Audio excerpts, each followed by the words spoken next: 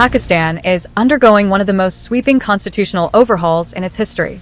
The 27th Constitutional Amendment, tabled in the Senate, fundamentally reshapes both the country's military command structure and its judicial system. At its core, this amendment concentrates unprecedented power in the hands of Army Chief General Asim Munir, while creating a new court that could diminish the Supreme Court's authority. The military restructuring is dramatic.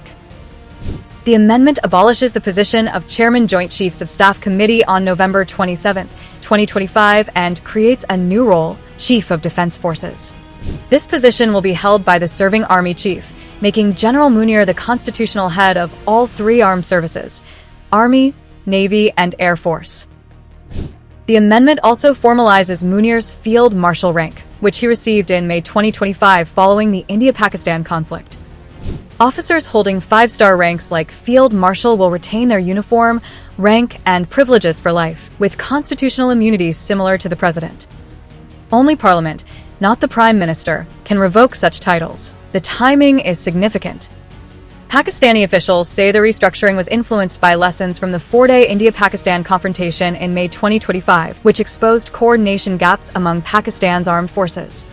The conflict ended after Pakistan's military operations chief called his Indian counterpart to request a ceasefire, following extensive damage to Pakistani military infrastructure.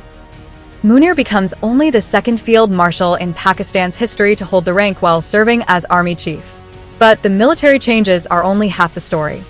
The amendment also establishes a federal constitutional court that legal experts warn could effectively dethrone the Supreme Court as Pakistan's apex judicial authority.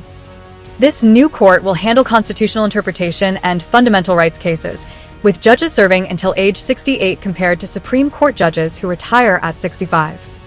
Critics argue this creates an executive-dominated body susceptible to political pressure.